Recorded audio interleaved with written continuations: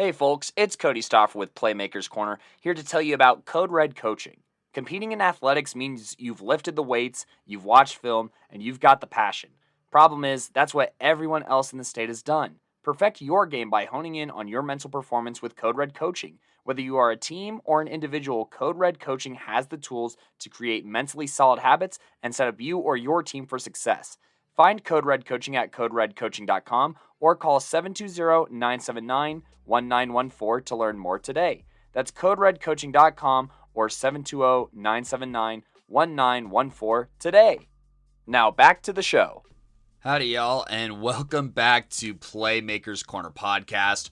I am your host for this episode, Cody Stoffer, and this is a fun one. Obviously, we are nearing the end of the 2022 Colorado high school football season, so we are going to be talking about all the playoff games. Every other level, 3A through 5A, had semifinals, so we're going to be talking about those first, and then I am going to recap the 2A and 1A state championships.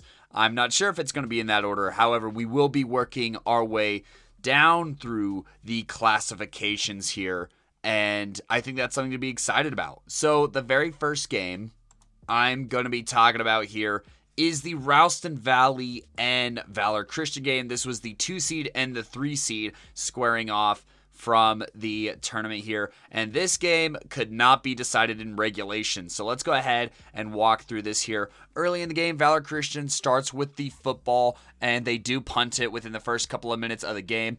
But the defense would step up here. Ralston Valley driving all the way into Valor Christian territory, but Valor Christian getting an interception either by Trey Stott or Ethan Carlson, not sure on the order that their interceptions happen. So a little bit of a spoiler alert there. However, Valor Christian now with the ball 7 minutes ago in their own 20-yard line drives down here and ends up with a 37-yard rushing touchdown from number 6, Roman Bradley, who turned up this game. And with the PAT good, Valor Christian would jump out to a 7-0 lead here.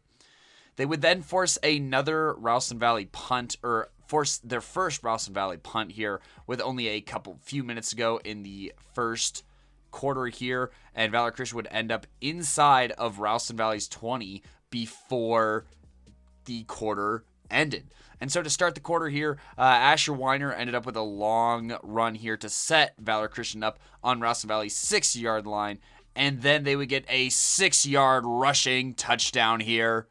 And with the score being 14-0, Ralston Valley getting the ball would have a quick punt to Valor, and Valor would then get another run from Asher Weiner from their own 48 all the way to Ralston Valley's 20-yard line. However, this would be called back for holding, and, even with the momentum here, you'd think with all these long runs Valor is generating that, oh no, is Valor going to just blow this out of the water again here in another semifinal game? However, the Ralston Valley squad would show some resolve here. Valor Christian, they'd get inside Ralston Valley's 20. They would try a field goal that would be no good, and Ralston Valley would get the ball on their own 20-yard line. With about 6 minutes to go, they end up driving all the way to the 1-yard line and end up facing a 4th down here with just under a minute left in the half, and would complete a passing touchdown here to bring it within 7-14. Now, Ralston Valley, they would start the half with the ball, and they would come up big time here as Logan Madden would complete a 62-yard touchdown pass here to tie the game up still very early in the third quarter. The Ralston Valley Mustang defense is clicking now. They force a Valor Christian punt and give their offense the ball here with about 8 minutes to go. But Ralston Valley would end up in a 3-and-out very quickly here and punt to Valor Christian. Now, Valor Christian here with about 6 minutes to go in the third quarter would string together a few runs before, Ralston Valley would end up with the ball here. Ralston Valley, okay, so that was Trey Stott on the first interception here, because here in the third quarter with 3 minutes to go, Ethan Carlson would intercept Logan Madden here and give Valor Christian the ball on their own 20-yard line. Roman Bradley would then rip off a long run all the way to the opposite 20-yard line, basically, of Ralston Valley here, setting up Valor Christian in the red zone with just about 2 minutes to go here. And Roman Bradley, who started this drive with the big run, would finish it with a 6-point touchdown run, and the PAT would put them up 21-14. At the end of the third here, Ralston Valley, they're going to end up having to punt to basically start the fourth quarter here. And it's kind of a little bit of a stalemate here. Valor Christian responds with a punt of their own, and Ralston Valley then has the ball inside of Valor Christian territory very quickly, I might add here, before ending up inside of their 20-yard line. And then with about 6 minutes to go, RV finds himself on the 6-yard line where Logan Madden completes another touchdown pass here, this time to tie the game up 21 apiece. Now, Valor Christian with the ball on their own 30-yard line. They actually get intercepted here, and Ralston Valley will start on Valor Christian's 45-yard line with 5 minutes to go in this game here. They will pick up a few yards here and there to eventually get to the 30-yard line, where Logan Madden completes his fourth touchdown pass of the day to put the Mustangs ahead 28-21 here. Valor Christian with the football and 3 minutes to go on their own 44-yard line. They are trying to string together a game-tying drive here, and they do so a few chunks at a time. And with under a minute to go, Gabe Sawchuk, the long-lost 3-star here, winds up punching it in and tying this game up with under a minute to go. So, Ralston Valley here, they end up getting into Valor Christian territory, but there's just not enough time as Valor Christian gets a sack to end regulation. Now, in overtime, Valor Christian gets the ball in the first overtime here on the 10-yard line. They get a quick run to the 7 and then another run to the 3-yard line before a 3-yard rushing touchdown puts Valor Christian ahead 35-28. Ralston Valley's turn here on Valor's 10-yard line. They complete a 10-yard touchdown pass here to tie it up with the PAT 35-35. Now, it reverses here, and RV in double overtime will start this segment here, and they would end up scoring a 1-yard rushing touchdown. However, the point after attempt is no good, and so they are up 41-35, and it is up to the defense in the second overtime here to stop this Valor Christian rushing attack that has been so lethal here today. And so Valor Christian on the 10-yard line here, they're going to get a quick run and end up at the 6-yard line. Then they get another run to the 1-yard line, and Ralston Valley takes a timeout here, up only 6 points. They really need to buckle down and stop Valor Christian here, but Valor would punch in the 1-yard rushing touchdown, and the PAT is good, sending Valor to another state championship. I believe this is the 5th consecutive appearance for Valor Christian in state here. Look, if you are Ralston Valley, you had plenty of chances to win this game here, but ultimately, you know, that 14-point fourth quarter was very nice to come back and give themselves a chance here, forcing that interception on Asher Weiner here. But this rushing attack for Valor and that, McGatlin offense ultimately prevails here to send not only Valor to state for the second year in a row, but Brett McGatlin, Coach McGatlin that is, to state for the second year in a row with a different squad. So congratulations to McGatlin and this Valor team that I think really has strung together a bunch of quality wins here ever since that loss to that Arizona squad. I think that they are, I wouldn't say that they're the most talented Valor squad that we've seen in the past half decade, but man, does this Valor squad have more grit than any other Valor squad that I've seen, and everyone is getting a chance to contribute here. Trey Stott here with a touchdown on 2 carries here. Jake Kriegler having 22 yards. Roman Bradley going absolutely berserk, averaging 12.9 yards per carry with a long of 58 and those 2 rushing touchdowns. Asher Weiner here has been fantastic at quarterback.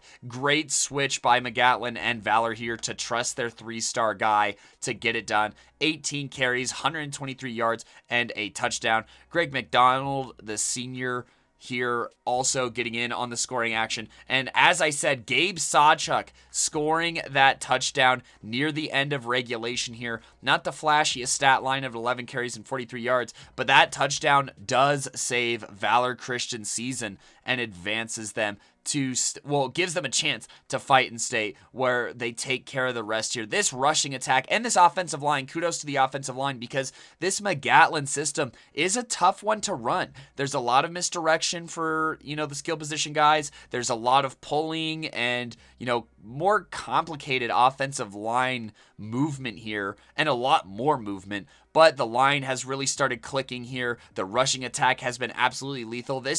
I said it before the Regis game. This is a way different Valor squad than the one that we saw at the beginning of the season or even midway through the season. They are so well coached. They are so bought in. And I think that they really trust each other more than they maybe ever have here. 350 rushing yards on 51 attempts, averaging nearly 7 yards per carry. Asher Weiner, completing a few passes here and there against a stout Ralston Valley secondary. And then obviously the defense. This defense is always, such a force. 61 tackles, and 5 of those being for loss. Great performance by Roman Bradley on this side of the football here too. 7 total tackles, 3 of those going for loss. This is a Playmaker of the Week candidacy performance from Roman Bradley here. Not to mention he threw in a sack. Also throw in, Ethan Carlson's interception obviously was nice. And then Trey Stott giving that, making up for that Valor Christian 3 and out basically to allow Valor Christian a second chance to get that lead here early in the game. What an absurd performance by everyone in Valor. And shout out to Jeremy Claycamp. I don't give enough love to punters and kickers. I acknowledge that. But going 6 of 6 for PATs and, securing this W for Valor Christian. Look, Valor Christian and Valor Christian obviously disrupting the point after touchdown attempt for Ralston Valley is the 1 point difference in this game, and also not providing a third overtime. What an absurd contest. One of the more exhilarating 5A semifinal matchups that we've had in years in the 5A semifinals, and the one that sends Valor Christian to the state championship at Mile High. Is well for the other 5A matchup here. This one maybe not as close, but still interesting in the first quarter, I would say here. This is Cherry Creek and Pine Creek. Let's go ahead and get started. So Pine Creek, they will start with the ball here, and it looks like okay, the beginning of this is annoying. It sounds like Pine Creek recovered an onside kick to start this football. Just kind of blown away here, but that would not be something that would be enjoyed for very long, as Cherry Creek would force a fumble here and switch possession to return the ball back to Creek as it was originally planned here. Creek, they get a rushing touchdown here within the first couple of minutes, but the PAT is no good. So Cherry Creek only up 6-0 over Pine Creek here. Pine Creek with the ball on their own 20-yard line. They get a massive play here as Cameron Cooper, the sophomore, connects with Jake Graver for a touchdown, and Pine Creek has a lead over Creek. I actually think that this is the only time that Pine Creek has not been leading in the entire postseason here. So Jonathan Core is good on the PAT, as he has been all year. He's been automatic, but Cherry Creek would respond promptly here after a Brady Vodka 19-yard touchdown pass would give Creek the lead once again here. And I think that would be the last time that Pine Creek would lead this game.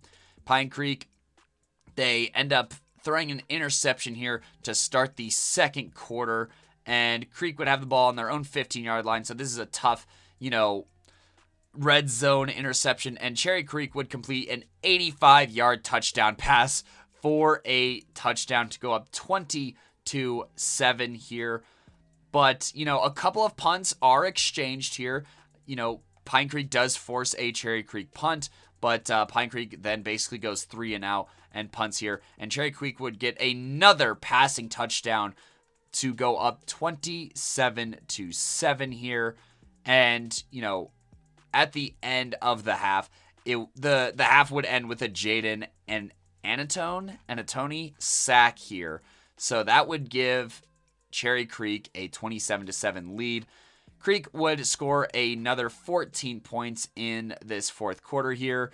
In the fourth quarter, Pine Creek would string together a Cameron Cooper 14-yard touchdown pass to Kai Getz here, and another Cameron Cooper 12-yard touchdown pass to Jake Graver, but that is too little too late as Cherry Creek advances, beating Pine Creek 41-21. Talking about some great performances here. Brady Vodka, 7 of 7, 164 yards, 3 passing touchdowns here. And they were able to put in their senior, Brian Rudden, give him some opportunities here, going 2 of 3 for 8 yards. Nothing super crazy. On the ground game here, this Cherry Creek ground game kept this offense very well balanced here. Brady Vodka actually picking up 42 yards, including a 47-yard run, which was the second longest of the day, outside of Carlson Bubba Tan here, who had 7 carries for 103 yards and a score. Jordan Heron would also find the end zone, and senior Arian Boyd here would have 25 yards of his own. For Pine Creek, Mason Miller, the stud here, would have 13 carries for 82 yards. Jonathan Core, the other part of this backfield, would have 8 carries for 44 yards, and Luke Zimmerman would have 12 carries for 44 yards here. Cameron Cooper, an all right day, 9 of 17, 152 yards, 3 touchdowns, and 1 interception, including that really long touchdown pass to Jake Graver here, being the leading receiver with 93 yards on only 2 receptions, both of those going into the end zone here to give Pine Creek that first lead, which had to be an exciting moment for Creek here. Pine, that is. But Cherry Creek, they've been around. They've been behind before, and they obviously weren't too worried about it here. Ishmael Cece with an incredible Playmaker of the Week-esque performance here. 3 receiving touchdowns on only 4 receptions, going for 123 yards here. Kair Johnston as well having a solid performance, 3 receptions for 81 yards and a score. This Creek passing attack was clicking in every single way they possibly could be here. And Brady Vodka at the head of this absurd performance here. Creek playing a very clean game here and doesn't look like they turned the ball over once, fumbling wise here. No defensive stats here, so don't know what to tell you there, but it will be Cherry Creek and Valor Christian here playing once again at Mile High. And kudos to Pine Creek and Ralston Valley for making it this far for both those squads this year.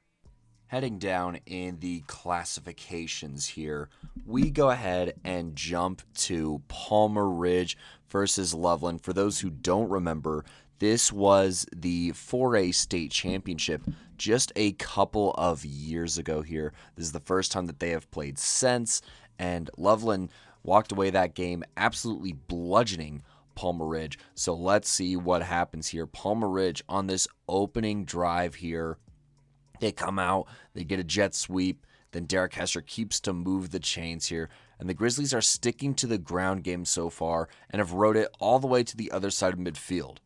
They run a QB sneak on 4th and short here and gain a first, but the stream gets stuck.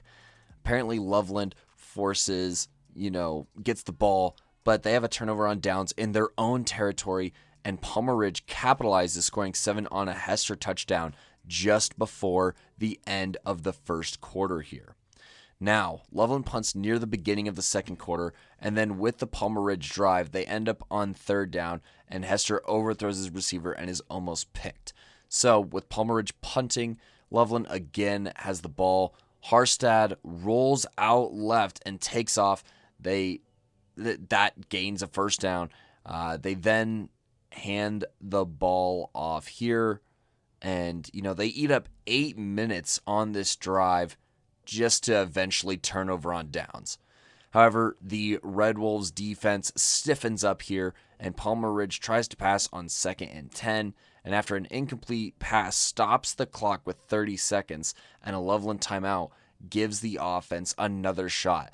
Harstead rolls out right and hits number 81, Lane Thomas, who bobbles not once, not twice, but thrice before catching the ball and getting tackled at the 5 that sets up a field goal just prior to the half.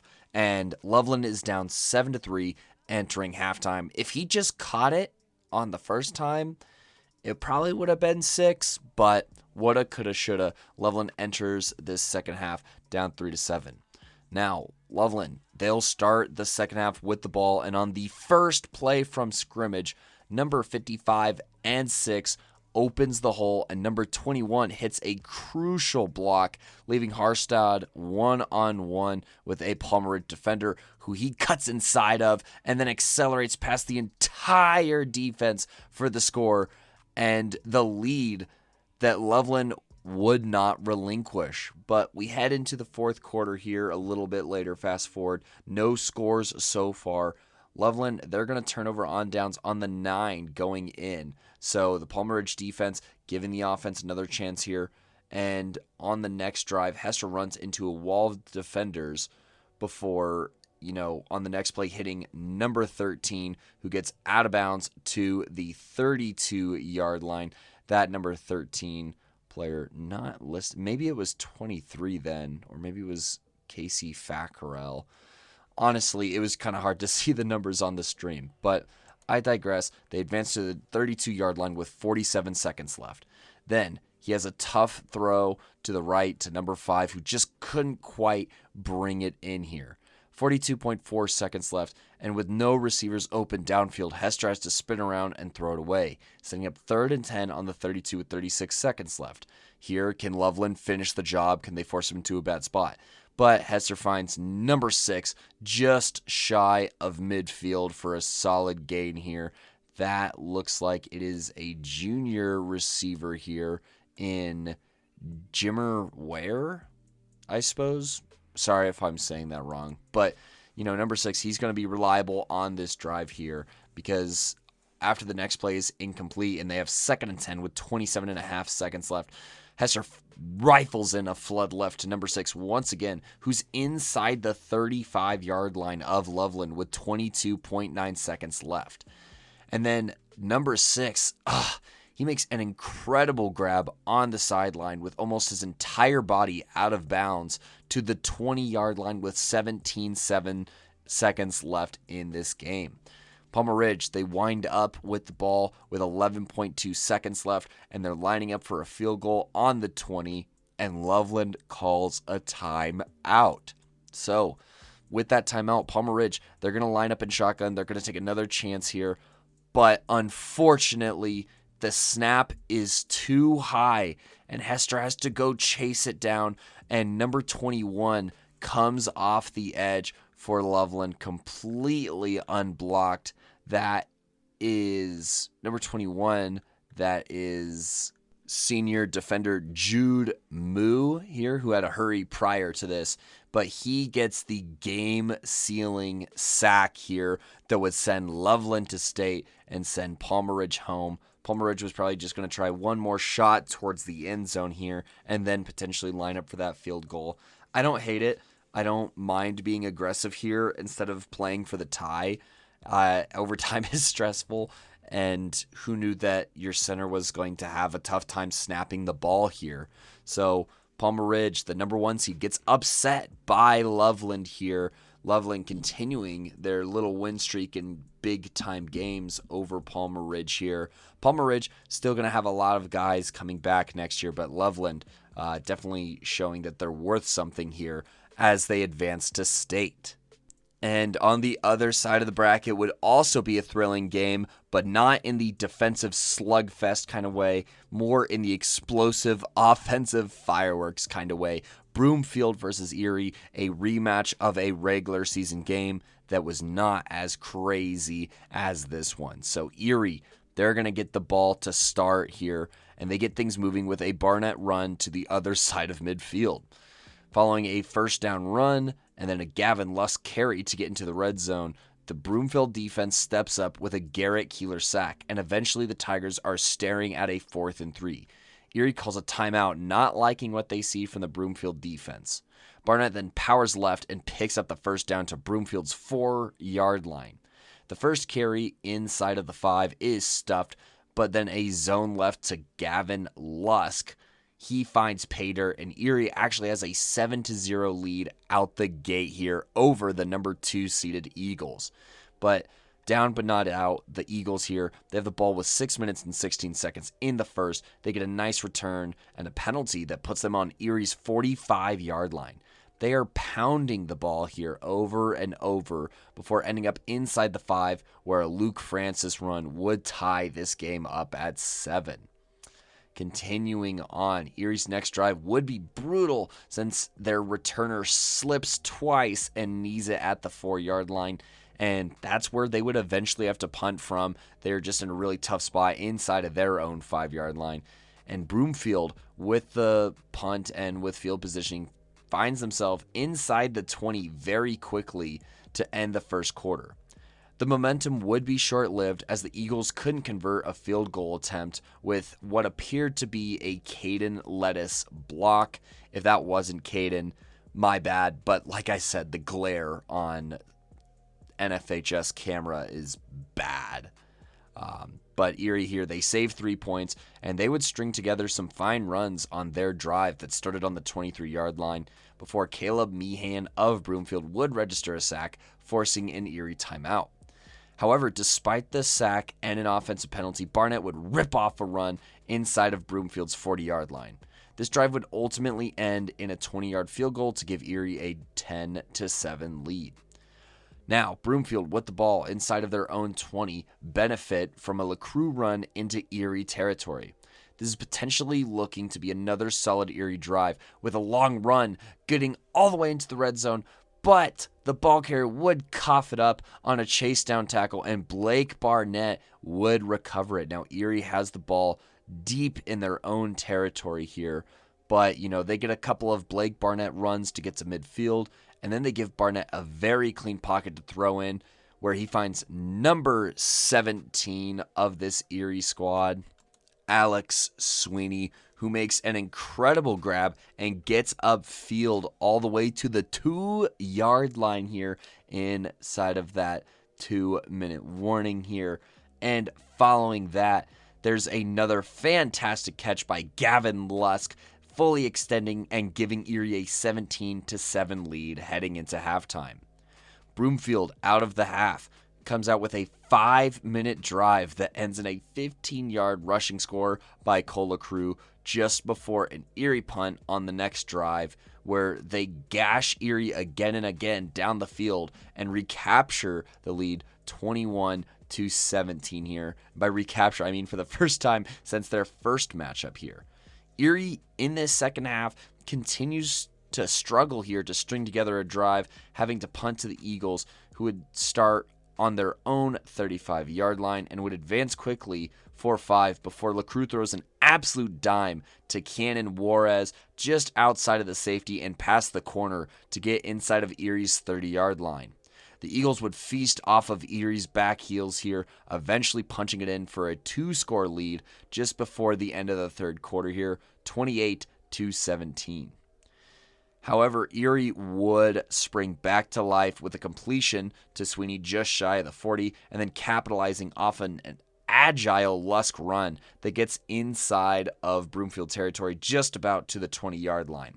A Barnett rush off the right tackle would get inside the 10-yard line, and after a couple of stuffed runs, we head into the fourth quarter where Erie collects a first down nonetheless, and then a penalty would push the Tigers back but wouldn't hold them back as Blake Barnett rolls outright and he shows some velocity, zipping one in to number 88 for the Tigers here. I believe that's Cowgill, if I'm not mistaken. If I am mistaken, it's number 88 regardless for the touchdown. Erie would complete another pass to Kava Meredith for the 2-point conversion and make this a 3-point game, making it 25-28. Now, arguably, this is where Broomfield wants you, since they proceed to eat around 4 minutes off this clock, and this drive ends in a LeCroux rushing touchdown and a Juarez 2-point conversion here. This puts them up 36-25. But when Erie is hot, they're on fire. They get a great return almost to midfield, followed by a quick zip to Meredith again to the 23-yard line, going in on a great seam throw by Barnett. And on the very next play, Barnett looks Lettuce's way, who makes a splendid over-the-shoulder grab in the middle of the end zone. And after the PAT, it is 32-36, with Erie having one of the fastest drives in the playoffs against a strong Broomfield defense nonetheless here. Barnett actually throwing the Tigers back into this game here. Now, Broomfield would feast with around 5 minutes off the clock here, but their drive does die in part to a penalty, and it gives Erie one last chance following a partially blocked punt that gives Erie the ball with only 45 yards to go and a minute and a half to do it, which is plenty of time if you remember how the previous Erie drive went. So Erie on the 45 going in, Barnett's keeper is snuffed out entirely, and they get to him to the 49-yard line, and the clock is ticking. Barnett drops back. He steps up and somehow finds Caden Lettuce in the middle of the field to the 10-yard line. And Erie lines up quickly and zips it to the slot receiver, who gets the Tigers all the way to the 1-yard line. Broomfield, they take a timeout here with 18 seconds left to settle down. It is do or die. This is right where Erie wants you with only 1 yard to go, and their 3-star quarterback having the strength, power, and finesse to get into the end zone here. So Erie, they line up. Blake Barnett is under center. They run a QB sneak left.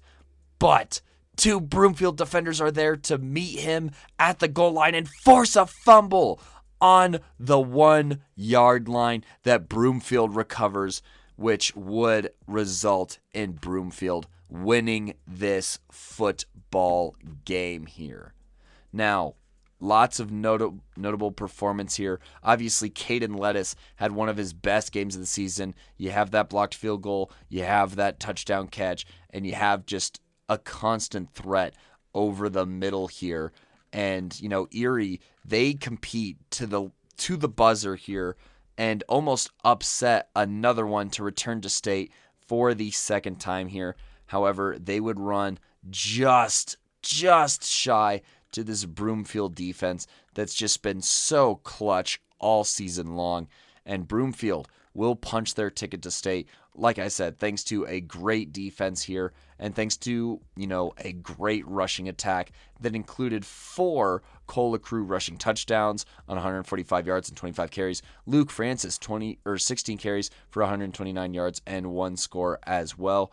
Cannon Juarez with that 2-point conversion run that also helps out here because Erie, who knows? Maybe they could have kicked a field goal that would have impacted their play calling here, but they go for the win. And this is, a game that Erie would usually win here with that setup, but Broomfield comes up clutch.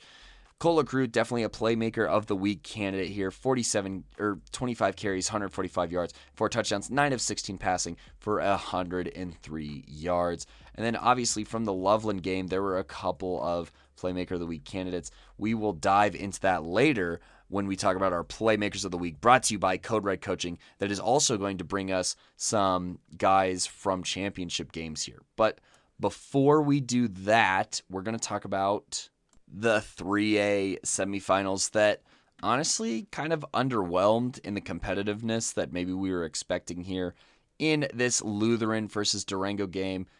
It was close to end the first quarter here, 14-7, and that's kind of the last time that it would be super close here, as Lutheran scores another 24 unanswered points through the next 2 quarters here to go up 35-7 here. And by the time Durango starts scoring touchdowns, it's too little too late here.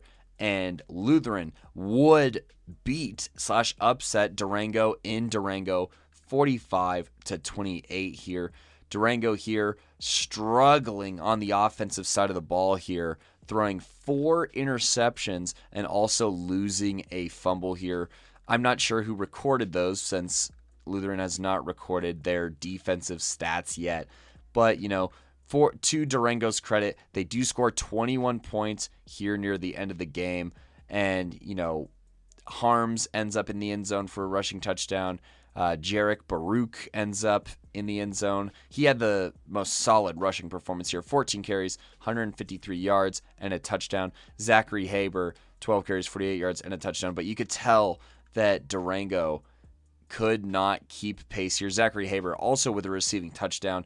If, this game went a little bit different, maybe Durango here is in state. But they just could not control the pace here. Lutheran controls the pace here with great performances from all of their star players here. Ryan Kenny, 2A MVP candidate, 23 carries, 133 yards, and 2 touchdowns, averaging a nice 6 yards per carry. And Ryken Doggard was an absolute dog in this game here. 17 of 27 for 207 yards and 4 passing touchdowns here. Joe Ciccio receiving one of those touchdowns on one of his 4 receptions for 54 yards. Another guy, Sam Weisler here, out of his 3 receptions, 2 of those end up finding pay dirt as he collects 57 total yards on the day. And Chase Sorensen was actually number 1 here with 79 receiving yards and a touchdown on his 4 receptions here. This Lutheran squad altogether having 428 scrimmage yards between punt, kick, receiving, and rushing here. Just a great performance. Ryan Kenny here with 138 total yards. Ryken Doggard with 214 total yards, including the ground game. And Chase Sorensen with 4 passing yards, 23 rush yards, and 79 receiving yards. Also eclipses the century mark here. As for Durango, like I said, Zachary Haber had a very solid game, but AJ Folk, 2 sacks. He also had 2 receptions for 54 yards. But yeah, you could tell that this game was in Lutheran's hands. Some of the passes that Ryken were completing were pretty dang good. And he's shown a lot of progress, and he's shown that he's healthy as well heading into this championship matchup. Both Kenny and Doggard being Playmaker of the Week caliber performers. Now, speaking of controlling the clock and the game here, the number 1 seeded Roosevelt Rough Riders would host the number 3 seed Green Mountain Rams and would do exactly that here. As all in all, Roosevelt runs the ball 49 times for 217 yards, averaging 4.4 per carry and getting 3 scores on the ground. The distribution of this goes Doucette, 13 carries for 49 yards, Bronco Hartson, 10 carries for 33 yards and a touchdown, and Xavier Ramirez, the dynamic junior here, 25 carries for 127 yards and 2 scores. Kind of a a couple Playmaker of the Week-esque performances here. Bronco Hartson going 5 of 8 for 56 yards and a touchdown as well. Roosevelt here absolutely taking care of business, holding the 3-seeded Green Mountain Rams to exactly that many points as well, en route to a 30-3 win here over Green Mountain. Green Mountain just not able to get anything going on the ground, averaging less than 4 yards per carry here and being forced to pass to try and catch up, which is just not how they are built here. Zach Wallace being evidence of that, struggling to complete passes when they need it to happen here.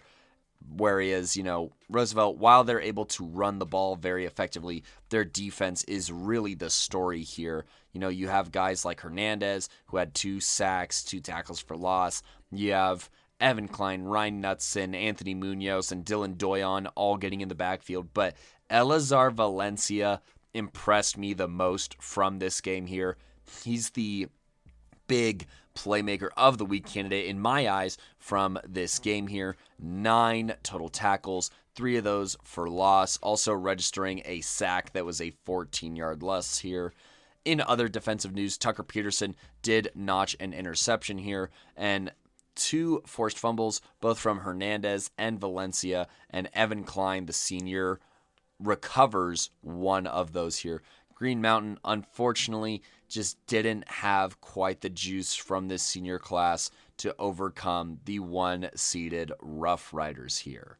So that means that your state championship that Coach V will be at here is going to be Lutheran and Roosevelt, the 1 and the 3 seed, down at CSU Pueblo this Saturday. In championship news, we're going to continue to descend here. So this is actually the second game that we watched on Saturday at CSU Pueblo between the number 1 seeded Delta Panthers and the number 2 seeded Eaton Rads here. And so to start, Eaton would begin this game on their own 20-yard line. They get a Morgan Trebet run for 4 before Connor Workman blows up a swing pass. And then on 3rd and 6, they hand off to Trebet for a first, but holding pushes them back to the 20-yard line where True starts looking upfield before catching it, forcing 4th and 10 and a punt here. Now Delta on their own 35-yard line with about 10.5 minutes in this first quarter here. Workman accelerates for a first down to their own 48. Workman then cuts left and is dragged down by Trebet at the opposing 46. They hand off to Workman again, setting up 3rd and 1, and then Gunnar Clary catches Ty Reed from behind just after the first down.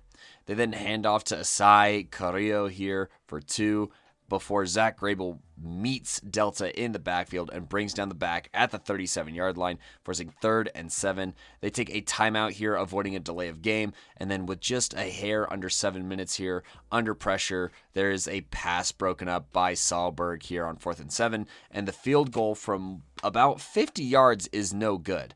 So, Eaton, they start with the ball here with about 6 minutes and 50 seconds left. Trebet runs for 10 and a first before Walker Martin dots up number 10, Austin Martinez, on the drag route, who accelerates ahead for the first. Trebet then gets 3 consecutive carries that would barely get a first down before Walker Martin strikes deep down the right sideline to Austin Martinez for the score here. Now, this play had a lot of controversy here because a Delta defender did pop up with the football. However, after watching the play again and again and again in slow motion, a lot of people will say, oh, that was very obviously a Delta interception. And I really don't think so. I think that it was in Austin Martinez's hands with him having possession of it as he crosses the goal line here. And then as they roll over, that's when the Delta defender gets the football. But if Austin has the ball and possession of it passing the goal line, anything that happens after that doesn't matter. And he would have been down anyway since he ended up on his knees to make this catch and the Delta defender is over him. So it's like he's being downed in the end zone with the ball in his hands. Then they roll over here, and a Delta defender pops up with the ball. I will say initially it did look funky, and it is easy to look at that a little too quick. And, you know, it was a really crazy, tough play to call for the referee here, but I really don't think Delta would still have opportunities in this game here, despite being down 7-0 here with just a few minutes left in the first quarter. But Delta here, they're going to start on their own 20. They're going to run for 4 yards here. And then they're going to take their second timeout, both used to prevent delay of games. It's little things like this, like not having play calls ready and being way too conservative, that would be the bigger story for the Panthers this game. Ty Reed, he overthrows a ball way inside and is intercepted by number 10, Austin Martinez. So Eaton has the ball in their own 40 at the 37 with 3.5 to go here in the first. But Delta stands stiff on first down before Trebet pounds his feet for a first on second down. There's then a run for 5 and an incomplete pass. It's just a little bit behind the receiver. Before 3rd and 5, they draw Delta into an encroachment here. That's 3rd and 1. Trebet is met by Tucker Johnson here, but falls forward for a first down to Delta's 41. Walker Martin here running the speed option, keeps it himself for 4, and then he keeps on a read option and, you know, runs down to the 22 for the end of the first here. Number 10, Clay Sandbridge, would fill a lane on the next play to start the second quarter here, forcing 3rd and 7. And then on 3rd and 7, Walker Martin keeps and dodges diving Delta defenders for 6 here. And this 18-yard score would put Eaton up 14-0 early in the second.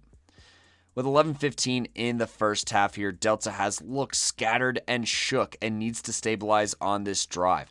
So they're starting on the 20. They have a few runs that make it 3rd and 6 before Gallegos gets a jet sweep and cuts deep inside and lunges for a first down.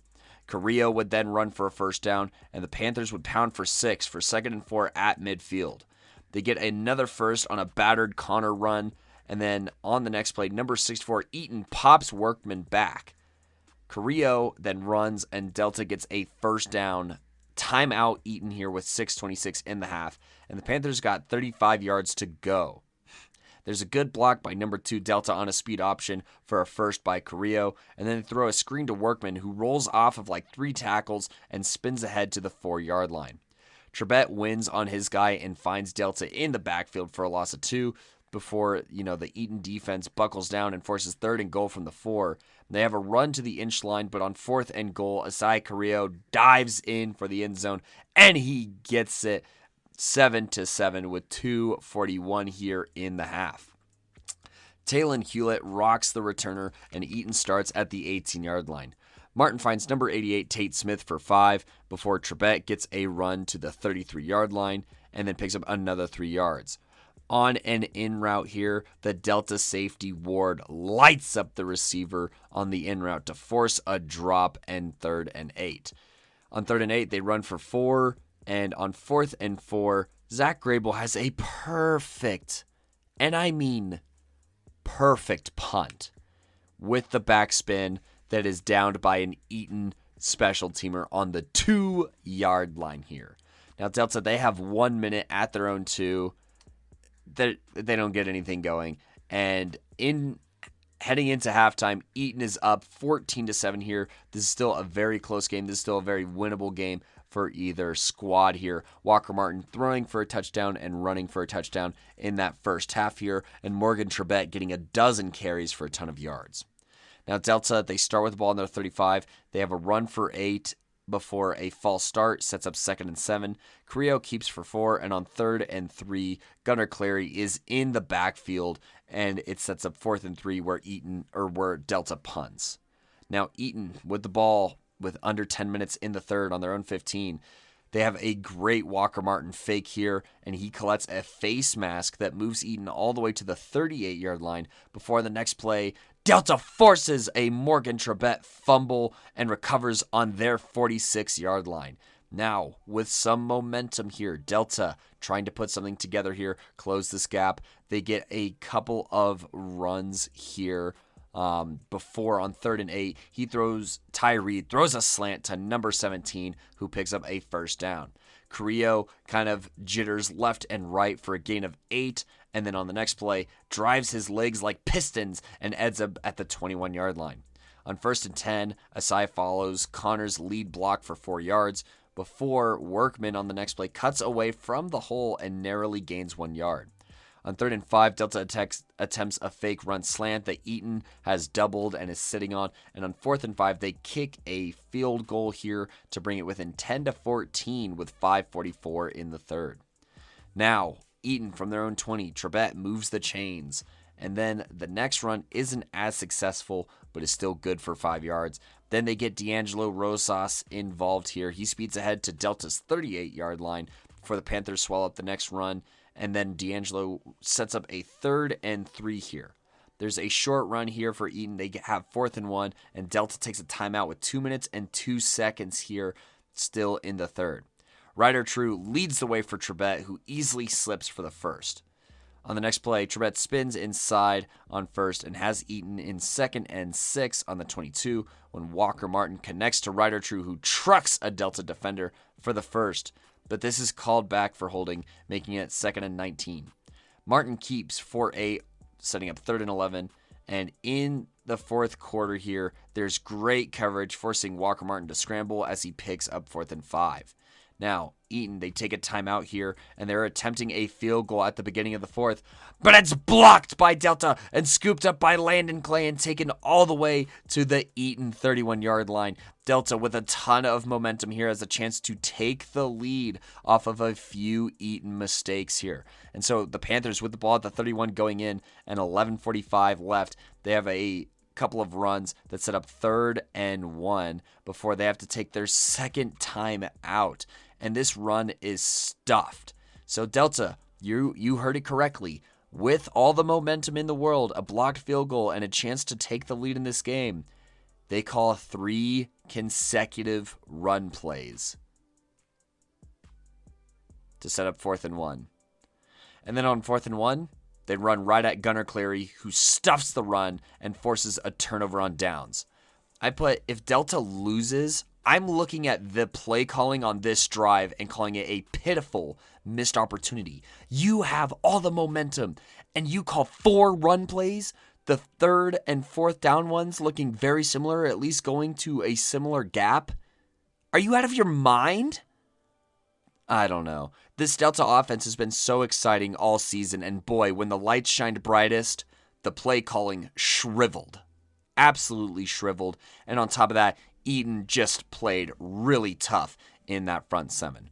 So Eaton, they're in their own territory here with, like I said, like 10 minutes or 9 minutes in this 3rd quarter. And boy, this is right what they want to do here. They get a couple of runs that move the chains. Trebet then runs for about 4. And then a botched snap is recovered by Ryder True here that at about the line of scrimmage, forcing 3rd and 6. Workman bites way too hard on the read option, and Walker Martin keeps all the way to the 47-yard line, picking up the first. Trebet is ahead to cross midfield here, and on 2nd and 3, Delta is just tackling high, they're diving, and Eaton gets a first down. Trebet gets a first down here on the 29-yard line, and the Panthers' arm tackles aren't working here. As Morgaine Trebet picks up another 7 here, and on 3rd and 1, Trebet keeps of the first. And if you're tired of hearing of, Trebet runs for first down, it's not over because, an inside zone goes for 9 here, and with the ball on the 9, Trebet runs for a first. With the ball on the 5 with 2 minutes left, Eaton takes a kneel and forces a Delta timeout. And on the very next play, Trebet punches a hole through the Delta defense, going right with a great cut and a soul puncher here, with Eaton going up 21-10 with 1.5 minutes left in this ball game. Delta, they're playing for pride at this point. They start on their own 20. They run a screen for 3 before Trebet spins Tyree around and sacks him. And on 3rd and 11 is sacked by Austin Martinez, securing Eaton's 3rd state championship in a row. They are your 3-peat champions. Now, some notable performances this game. Obviously, Connor Workman was playing very hard on both sides of the ball. Talon Hewlett collecting a handful of tackles as well for that Delta defense that gave this Delta offense multiple opportunities here. Delta will be back. They still have youth at very important positions, but I'm just curious. Delta here, they play a lot of this year without Ty Reed, but he comes back, right? Ty Reed returns to the fold here. They don't get Landon Clay any looks here, really. They don't pass the ball at all this game. Ty, he throws that early interception, but you got to build his confidence here. I mean, on the day, he had 5 whole pass attempts, and this is the same Ty Reed who is a huge reason why you made it to state in the first place here. I understand wanting to preserve your quarterback because of, he did sustain an injury earlier this year. But, against University, he had a 16-carry, 130-yard performance all the way back in August for 3 touchdowns. You look at what he was able to do in the playoffs here, against Berthoud, 7 of 13, 3 touchdowns, 1 interception. TCA, 9 of 16, 158 yards, 3 touchdowns, 1 interception. But he's attempting double-digit passes. He's not going to get into rhythm attempting less than 10 passes, and I think that he was really cheated out of an opportunity to do more for Delta in this game here, which is just a shame, honestly. I'm not even going to lie. It was a good game, but I was a little underwhelmed here. Outside of the Delta defense just playing out of their rocker here. But Eaton here, they've been here, they're experienced, and they're closers, and that's exactly what they did. They closed this. Morgan Trebet here is going to be our playmaker of the game here on the 2A level. If you counted first downs, he probably had like 10 to 13 first downs on his own. Definitely over 100 rushing yards and that rushing touchdown here. Walker Martin being a close second, though, with passes at the right time. He probably ran for another 60 to 70 yards, if not more, and a rushing touchdown, throwing that passing touchdown. Maybe even 100 stat line. Not entirely sure because there are no stats yet from this game. But, all of those performances, very, very solid. This Eaton line playing pretty good down the stretch. And, Gunnar Clary also making some plays as well for this Eaton squad. Austin Martinez receiving touchdown, 2 interceptions, and I want to say like 3 total receptions maybe. So a pretty solid game from a handful of Eaton players who are your three-peat 2A state champions. Huge congrats to both teams for making it this far. It was great to, kind of get to see some of the same guys as last year on the field and talk to them and see what their thoughts were on the game. Morgan Trebet, his next step is going to be CSU for football. And then you have Walker Martin, who won the CHASA player of the game in this game, deservingly so. Lots of good candidates, obviously.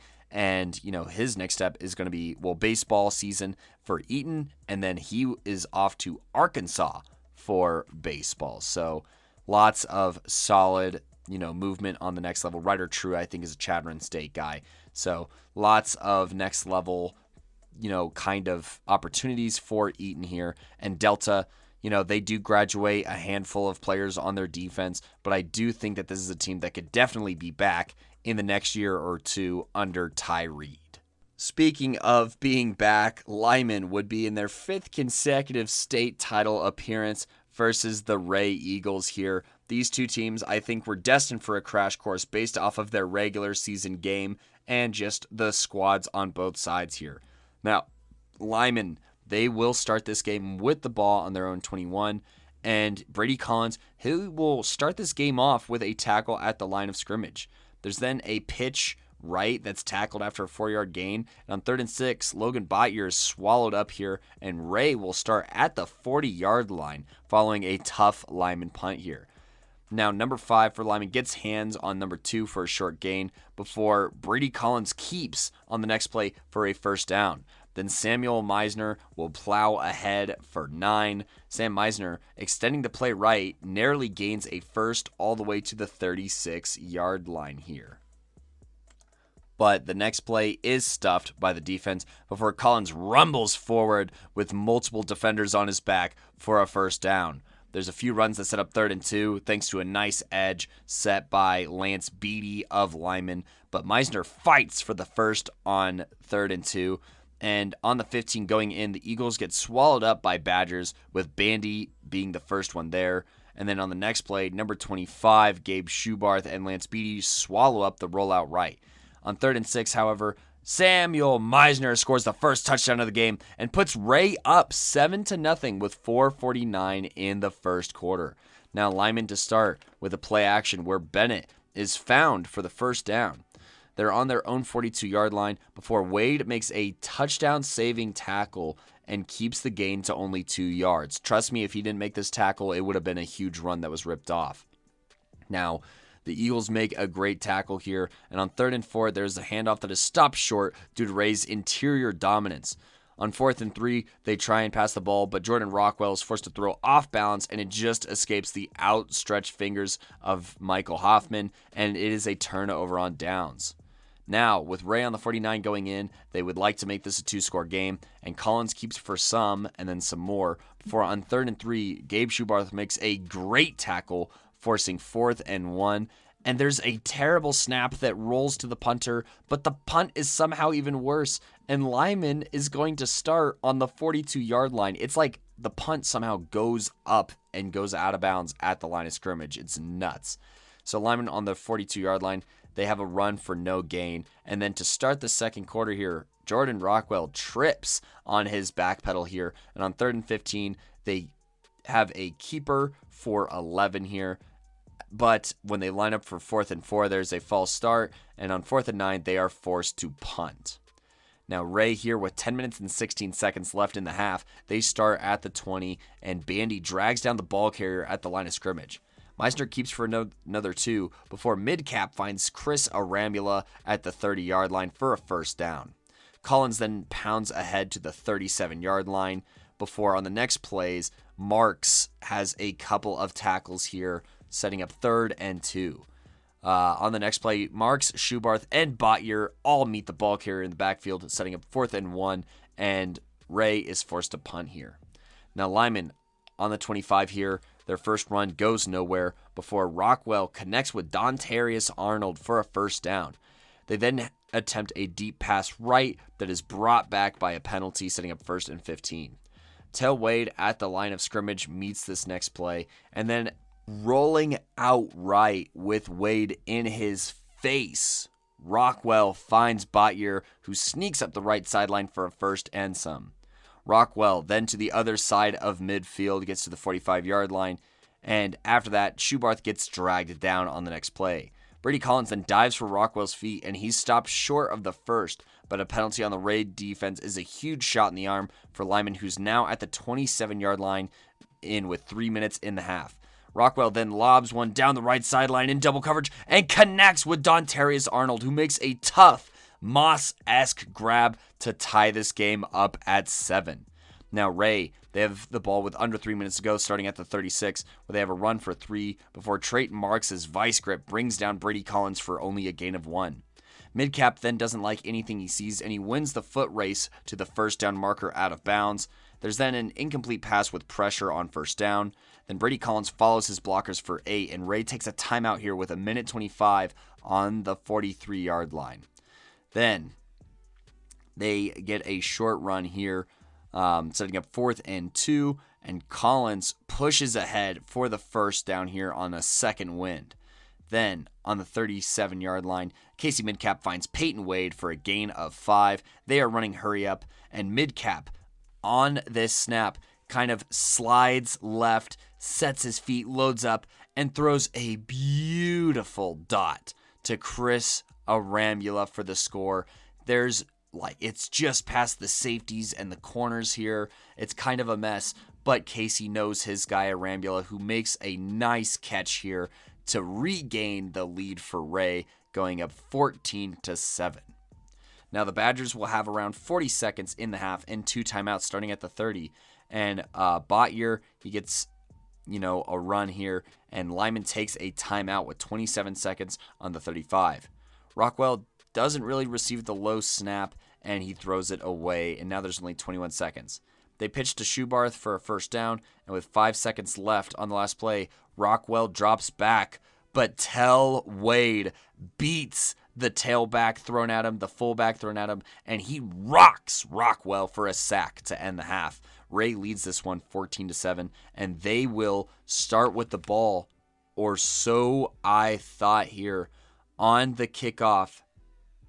One of the toughest mental mistakes I've probably seen this season here.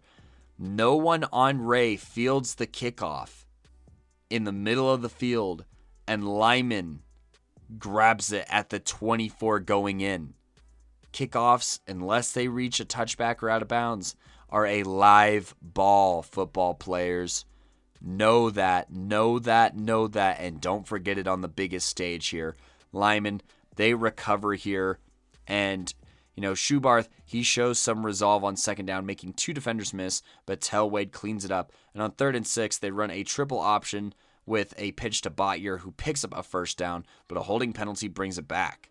Now they run the same play to the other side, which gets absolutely decimated, and on 4th and 16, it's looking grim here. But they throw a screen to Gabe Schubarth, who runs all the way for a first down inside the 10-yard line. They then run a fake jet dive to Bandy to get to the 2-yard line before handing it off to Bandy a second time here, up the gut for the score, tying it up 14-14 with 9 minutes and 4 seconds. Wray then starts on the 46-yard line where they get a handoff to Arambula, who lunges ahead for 8. Midcap then narrowly escapes pressure and throws it away. On 3rd and 2, Samuel Meisner would receive the snap here for the first down, and then Brady Collins would run for another 8. This Wray offense is clicking on this drive, looking like they did earlier this game. Brady Collins finds the edge for the first, and the Eagles are now on the 27 going in. Meisner continues to beast ahead for 8 yards before the next play. Aaron Schubarth and Gabe Schubarth wrap up the ball carrier just past the first down. There's a handoff to Arambula, who's all by himself with a massive hole for 6 points here. The PAT is good, and Wray is back in the driver's seat, 21-14, with 6:17 in the third here. Now, at the 30-yard line, the returner is popped by Peyton Wade and Caden Bauer here before Schubarth runs for 9 yards, making 3 Eagles miss before Tell Wade catches up and makes the tackle. On 3rd and 1, there's a penalty for aiding the runner that sets up 3rd and 4. They do a flip to Gabe, who gets a solid gain to the opposing 44-yard line. Brady Collins then shoots the gap and tackles Rockwell before he can hand it off, and then Schubarth is swallowed by a flock of Eagles for a loss of 4. On 3rd and 15, Tell Wade forces a hurry and an incomplete pass that puts it at 4th and 15, and they punt here. Wray, starting on their 29-yard line, they get stuffed initially before handing off to Arambula, who picks up 8. And on 3rd and 2, there's a big run by Arambula, but a holding penalty saves Limon, forcing 3rd and 7, where Trayton Marks is on the hurry, and Schubarth makes a breakup in pass coverage to force a punt. Now Limon, on their own 20 with a minute and a half in the third, get a big run all the way to the 48-yard line. And on first down at about midfield, Tell Wade and Brady Collins wrap up Bandy at the line of scrimmage. There's a run to the, for 5 here that ends the third quarter. So Limon will start with 3rd and 5 on the 47 going in, where Schubarth runs for a first down. The pass on first down is incomplete before they hand off to Gabe once again for a few yards. But on 3rd and 9, Rockwell to Arnold is another connection here for a first down. Now on the 24 going in, Tell Wade meets Gabe Schubarth in the backfield, and Limon takes a timeout here with 9:48 left. Now a play action left, Rockwell would find his guy number 88, Michael Hoffman, for a pickup of 10, and then a bandy dive would pick up a first. Now on the 13 going in, Logan Bottier gets a sweep for 8 yards, and then on 2nd and 2, they get a sweep left where he reaches the edge for a first down. Schubarth then strolls into the end zone with 8:11 in the game, but the 2-point attempt is no good, and Limon is down 20-21. Now Wray with the ball on their own 19. They run a play here with Arambula, and Keon Bandy strips the ball carrier, and Limon recovers on the 16-yard line. Logan Bottier being the one who recovers on this play, or at least I'm pretty sure. Yep, he's the recoverer. And it even looks like Aaron Schubarth is on the forced fumble as well here. So great Badger effort here. This is what they do. They close games, and if you make mistakes against Limon, they will make you pay here. And that's exactly what happens as, they have a couple of handoffs to Schubarth, including a sweep that narrowly makes the pylon for Limon's first lead of the game. Their 2-point attempt is no good, and they now lead 26-21 with 7:02 in the game. Now Wray here starting to feel a little bit of the heat in the kitchen. They are down, but are they out? We will see. Now a Badger beatdown awaits Meisner at the line of scrimmage on this first play here. And then Dontarius Arnold saves the edge on the next play. And on 3rd and 9, Midcap rolls out right, and he tries to throw. But Michael Hoffman gets incredible air on this pass. He jumps up and pops the ball up in the air, where it lands in the hands of Trayton Marks here, who intercepts the football and gets Limon all the way to the 19-yard line. Both these guys were chasing Casey down and were in his face. Great pressure, great heads-up jump by Michael Hoffman to bat it up, and great heads-up interception by Trayton Marks, who continues to have a very impressive season here. And so, Limon with the ball in the 19, they probably just need one more score, and I think that will put this game away more than likely here. And so they're going to just continue to get to their guy here, Schubarth, who picks up 3.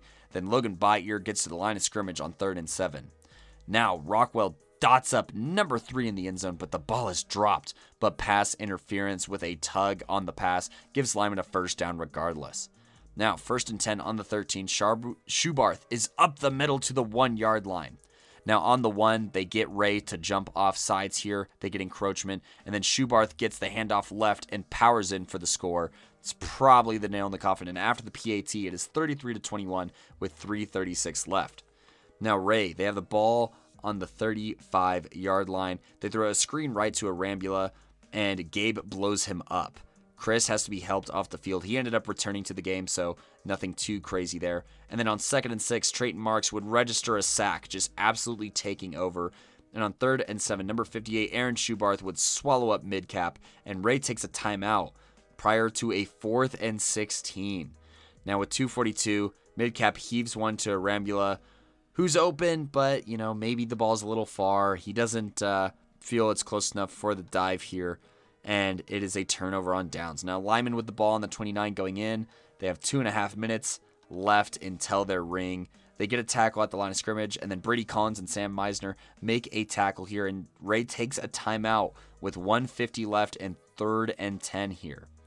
Now, the next play, Wray takes another timeout. They have none remaining, and on 4th and 4, Limon responds with a timeout where they throw a play action screen to Lance Beatty, who screams up the left sideline and scores. Limon would win this game 39-21 and collect their 21st state championship. Yes, that is a state record, and it grows each year. Now, Wray, they had some solid performances this game here. They ran for 167 yards, and I still think that there's a lot to be excited about. Midcap and Meisner are only sophomores here. They were both responsible for touchdowns in this game. Arambula will be graduating, and he had 2 touchdowns, or was on the receiving end of a touchdown and ran for a touchdown this game as well. On the defensive side of the ball, look, actually, I'm just going to say this. If Wray won this game, Tell Wade was going to be the playmaker of the game here. 11 tackles, 3 for loss, 1.5 sacks, and, a big-time blow-up, and just constantly forcing, Limon to have to game plan, strategize, and run around him, really. Also on this defense, Meisner here with 1.5 TFLs, Brady Collins as well. Both of those registering 11 and 12 tackles respectively. Ronnie Shea had 10 tackles and 1 for loss. So, lots of Wray Eagles stepping up here. This is probably the best that they've ever played Limon. And I genuinely believe that they were in a position to win this game. But Limon tightened up and Wray kind of shriveled here just a little bit. Look, you can't lose 2 fumbles to this Badger defense. And then this interception was just an insane, Sports Center top 10 level play by Michael Hoffman and Trayton Marks to allow Limon that field position and to get right back in this game. But they were aided by, quite a few solid performances here. Jordan Rockwell in his first state championship ever, 9 of 13, 2 touchdown passes, 138 yards. Obviously, Lance Beatty and Dontarius Arnold on the receiving end. Dontarius leading the team in receptions, yards, and being tied for touchdowns while having one of the best highlights of this entire game here.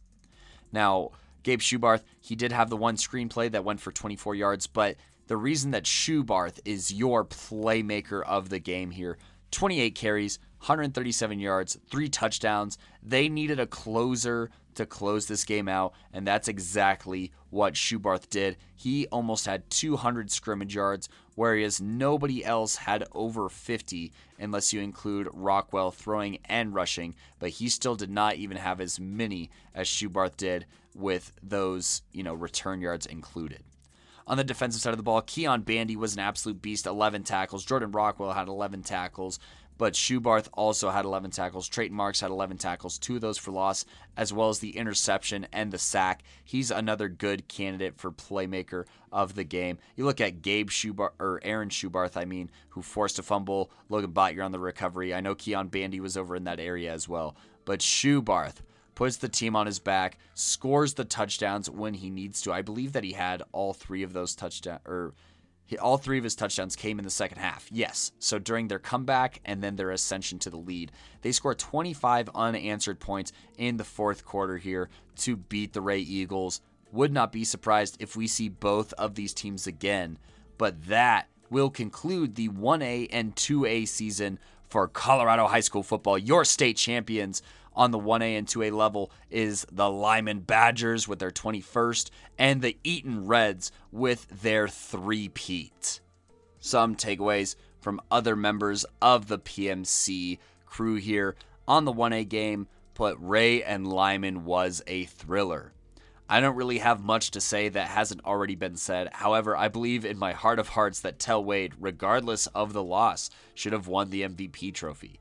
Trayton Marks is not a small man, one of the best two-way players I've seen this year, and Tell Wade treated him like a plaything. Trayton Marks, I saw Wade destroy a guy and then get a sack less than a second later. His work on the O-line was superb as well, and it is not his fault that the offense failed to capitalize on the chances he helped give them. He was consistent for the full game as the best player on the field, and I know that as a rule you're supposed to give it to a player on the winning team, but I think the Jerry West exception applies. End quote. And I believe this is Gideon here. And then on the 2A state championship, Gideon said, quote, "The 2A championship was insane. Eaton had the opportunity to pull away multiple times before the fourth quarter. Delta just felt off. They played completely different from how they did when I watched them face the academy.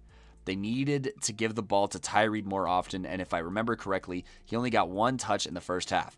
And it was obviously a no matter what you throw to this guy kind of play.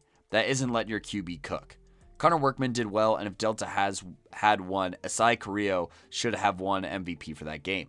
Eaton just outplayed and, to be frank, outcoached them. I know that Reed is coming back from injury, but you don't know if you'll ever reach the championship again. If I had that opportunity, I would take every step that I could. That's just me, though. Also, Austin Martinez is a next-level guy. Anybody listening should take a look," end quote. I got to agree with everything Gideon said here. And, Coach V and I had a lot of the same sentiment with these games. You heard how frustrated I was getting just talking about, some of the play calling in this game from the Delta side here. Hopefully they learn their lesson and they'll be back in state and try and give that another go here. But those are the conclusions to the 1A and 2A seasons. However, there's still more football to be played, 3A through 5A, and we're going to talk about that.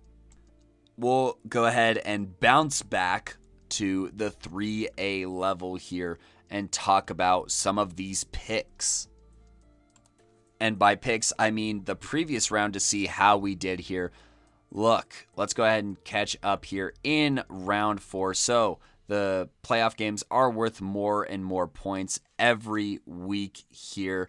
And so let's go ahead and talk about how Coach V did here first. So Coach V accurately predicted Limon to win the state championship and Eaton to win the state championship, going 2 of 2 there and 100%. Now in 3A, Coach V took Roosevelt and Durango here, so he was only 1 of 2 for this 8-point round here.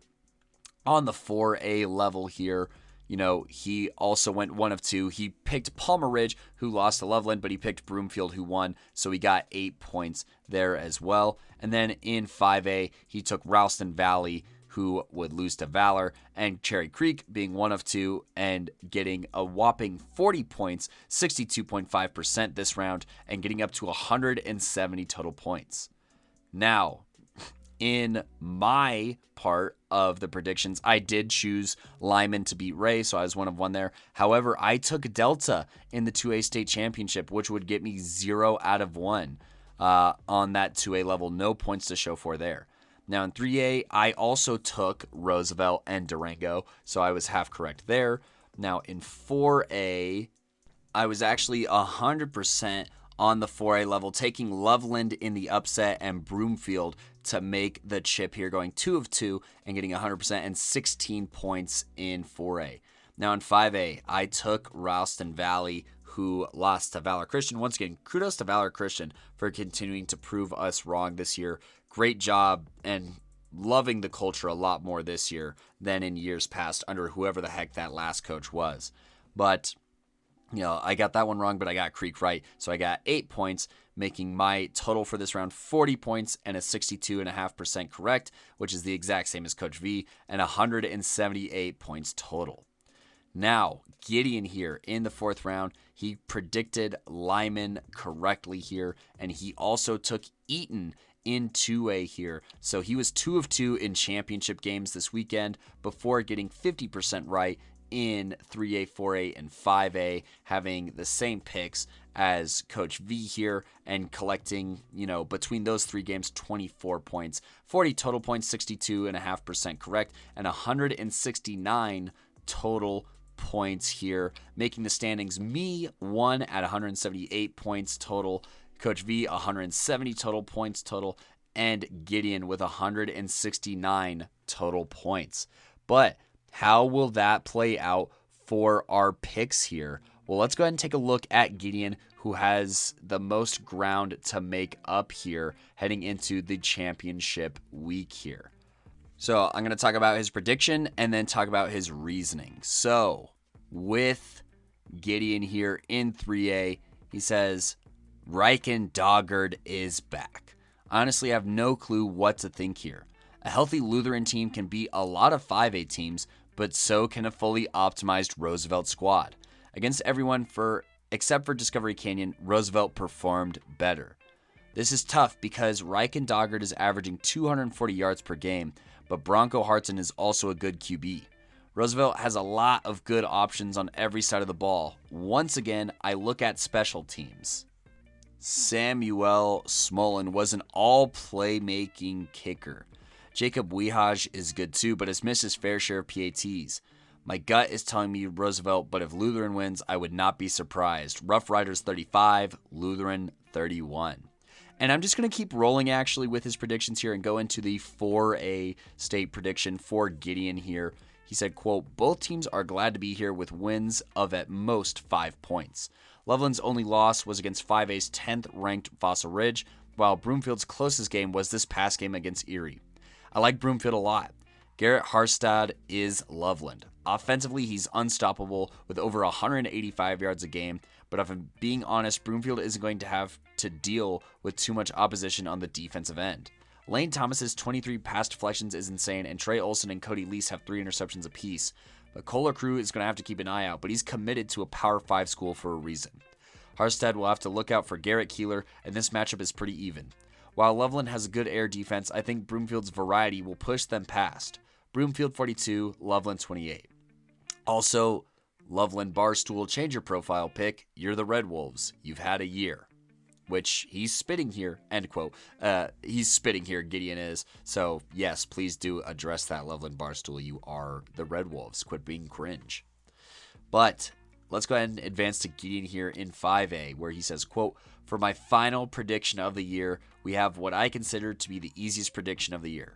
It's Cherry Creek. There's a reason that they've always joked about the matchups always being the same in 5A, and this is why they're making 6A.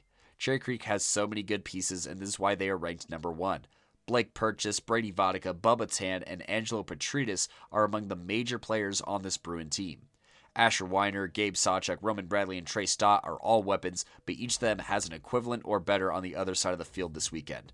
I haven't seen either of these teams in person, I will admit, but everyone that I've talked to this year says this isn't the same Valor team as last year, and Cherry Creek is about the same as last year. A very similar Creek team crushed a Valor team 21-0. Cherry Creek 28, Valor Christian 7, end quote. So those are Gideon's picks. I'm going to go ahead and read off Coach V's playoff picks here in the same order. So in the Lutheran versus Roosevelt game, Coach V says, Lutheran, I literally picked this matchup in my OG bracket from before the playoffs, but questions about Reichen Doggard's health made me unsure of how that game with Durango would go down. I'm going to stick with my OG bracket and have Lutheran winning state. This should be the best game of the day, and I wouldn't be surprised at all if Roosevelt finally gets that elusive state title win either. But I got to go with my gut and go with the Lehigh Lions, who are due a state championship win. So Coach V taking Lutheran, that's 1-1 here at PMC. Then in 4A, Coach V says Broomfield. Some late game heroics from this Broomfield defense earned them a win last week. Now they face a tough Loveland squad who won by 3 points last week against a very good Palmer Ridge team. I trust Kohler Crew to find a way to get it done when it matters and clinch a perfect season. This will be a hard-hitting game, and Loveland won't go down without a fight, but Broomfield has my pick. So that's 2 picks for Broomfield now.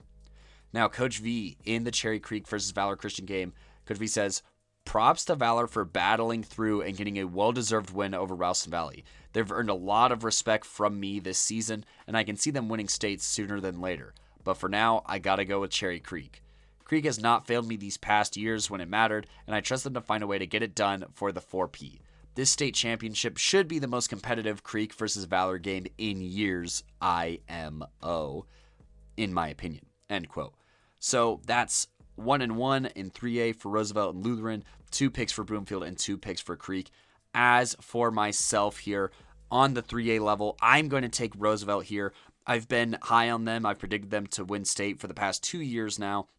And I think that they can finally get that monkey off their back. They've just been so balanced, and I don't think that Lutheran's pace is going to shell shock Roosevelt as much as it has a lot of their other opponents so far this postseason. I think that LSR Valencia is a better pass rusher than most that Lutheran has faced. I think that they're very balanced and disciplined, and I think that Tucker Peterson is also going to turn up in this game at safety, being one of the better athletes that they've faced. And then the Roosevelt offense is one that can pass the ball if they need to, so I don't think that they're going to get trapped in a hole where they find themselves not being able to score.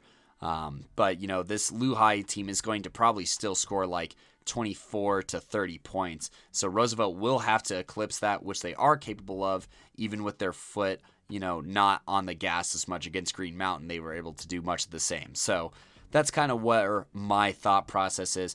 Would not be surprised if Lutheran won, and Coach V is going to luck out with probably the best game of the day. Broomfield versus Loveland. This is my original for a bracket pick, and I think I'm going to stick with it here with Broomfield winning 19-12. I got to agree with the point that Gideon made that Broomfield's variety on offense will go a long way. Loveland is very one-dimensional. Garrett Harstead obviously had a great game last week, running for over 200 yards, but 80 of those came on one single run here. I think that the Broomfield defense is the most clutch defense in the state, and I think that will show this week. I don't think they're not going to snap it over anybody's head here to end. They're not going to, the inexperience or youth isn't here. These are both senior-laden teams that are going to have opportunities. They're going to punch each other in the mouth over and over again, but I like Broomfield to win this one 19-12. In 5A, I got to go with Creek. I know it's a boring pick, but the amount of D1 guys they have on that defense just is so suffocating. And, Valor, they're not going to get shut out this year. I think that this could even be, like a one-score game, like a 24-17 or 24-21, something like that. But it could end up, I could probably see more of a, 24-14 probably game here. Look, Valor exploded for 42 points against Ralston Valley last week. But Creek also exploded, and, their freshman QB, Brady Vodka, might be better than Hammond even was last year as a junior. So that is something scary. So my picks here going with Roosevelt, Broomfield, and Cherry Creek. So those are going to do it for our end of the year predictions. Who do you think is going to win? Make sure that you comment on our social media posts who you think is going to win the state championships here. Now, before we go, don't think that we weren't going to talk about Coderedcoaching's Playmakers of the Week here. Coderedcoaching, where the grind to greatness starts with the mind. Make sure to check them out at coderedcoaching.com, or go ahead and email them rosecj.6599@gmail.com, or call today at 720-979-1914. Go ahead and check out Coderedcoaching.com for your mental performance needs, and give Code Red Coaching a call here, 720-979-1914, and listen to who they think is the mental performers, I should say, of this week, and the physical performance for PMC here as we choose our Playmakers of the Week, brought to you by Code Red Coaching. So, Playmaker of the Week candidates here on the 5A level. It's got to be between one of two guys, Ishmael Cece and Roman Bradley. Ishmael Cece having a very, very solid game, catching 3 touchdowns against this vaunted Pine Creek secondary. He went off for like 123 yards. But I'm going to have to give the edge and crown the Playmaker of the Week to Roman Bradley here. He did everything for this Valor team. On defense, he had 7 tackles and a team-leading 3 tackles for loss. He also registered a sack. And then on the offensive side of the ball, he was their lead rusher here at 142 yards on 11 carries and 2 scores, making him the leading scorer of the day as well. Roman Bradley, your 5A Week 14 Playmaker of the Week. On the 4A level, there's definitely some good picks here. You know, you got Cole LaCrue, obviously, 25 carries for 145 yards and 4 touchdowns, and then passing 9 of 16 for 103 yards. And the win over Erie, obviously. But for Loveland, I think that there's 2 solid contributions here. Garrett Harstad, 26 carries for 207 yards and the touchdown. But I'm going to give it to a defensive guy in that defensive game. Like I said, the final score 10-7 being that game. And I'm going to give it to Caden Stansberry. 8 tackles, team leading 2.5 tackles for loss, a forced fumble, a fumble recovery, and a sack in this game. Great defensive performance out of a bunch of Red Wolves that stood out in the pack. I would call Caden Stansberry the alpha wolf here in this game, and the Week 14 4A Playmaker of the Week. On the 3A level, a couple of great candidates here. Ryken Doggard of Lehigh, Ryan Kenny of Lehigh, and then Elazar Valencia. You know, his 9-tackle, 3 TFL performance in that 30-3 win over Green Mountain is electric. But I'm going to have to double back to the guy at the top of this list here. You know, Ryan Kenny was solid, but Ryken Doggard, 17 of 27, 4 touchdowns, no interceptions, 207 yards, and just absolutely picking apart this Durango defense to send Lutheran to the state championship that they were so close to reaching last year, and Ryken getting them there this year. Ryken Doggard, your 3A Playmaker of the Week.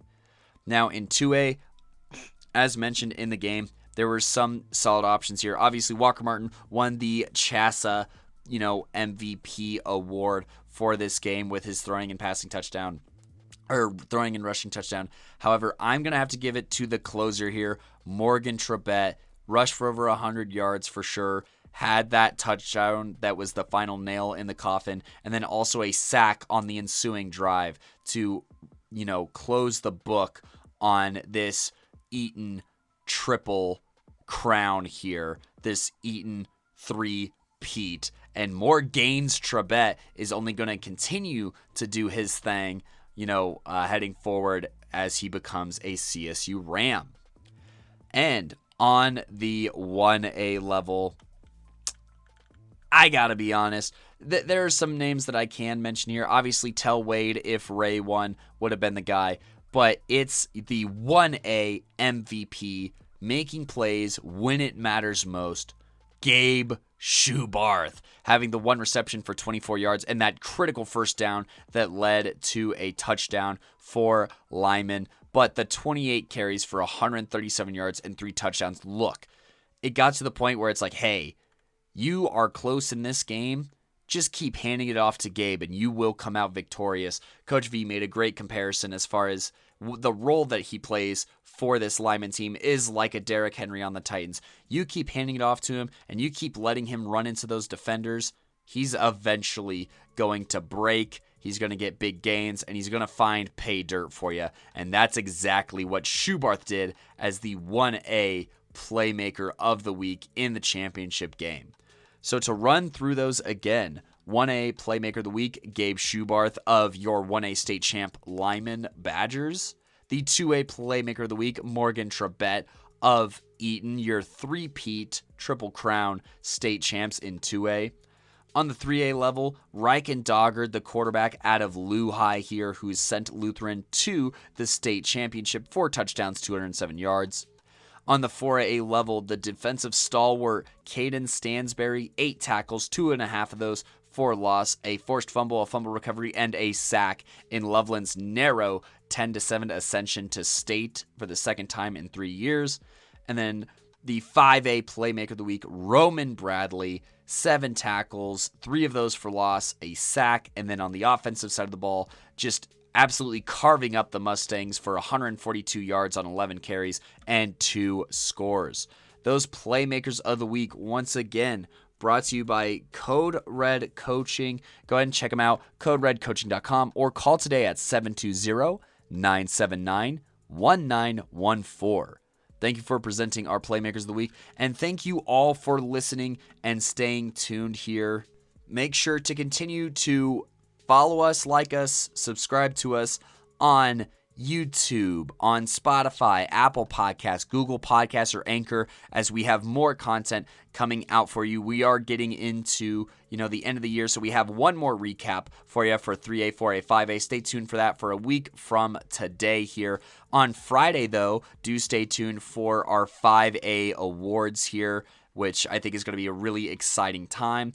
And then make sure to stay tuned as well for every Friday following that as we start to dive into our top 5 senior position groups here and get the ball rolling on that. So stay tuned for all of that content. If you want to see when that's announced, make sure to follow us on social media, whether that's Twitter, Facebook, Instagram, or TikTok. TikTok going to be having end of the year award talks on there, so go ahead and check us out at Playmakers Corner. On Instagram, obviously, our episode covers and our story are always posting there. We're going to be posting highlights from the state championship games as well on our story, so make sure to stay tuned for that stuff here for the upcoming weekend, and then, just all of our normal activities on there as well. For our Twitter, make sure to follow us at Playmaker Corner, where we will announce a lot of the same things while also retweeting lots of highlights from high school athletes here and everything that they've accomplished so far this season. And then Facebook has all of the same posts as our Instagram here. Furthermore, make sure to subscribe to us on YouTube, where we've been uploading our episodes there as well. And make sure to, go ahead and support us any way you can. Make sure to share with your friends. Anyone in the high school football community, more than welcome for dialogue here. And, looking forward to, much more content, but very grateful for all of the good times we've had so far this season. Thank you all so much, PMC fam. And until next week, I'll be seeing ya.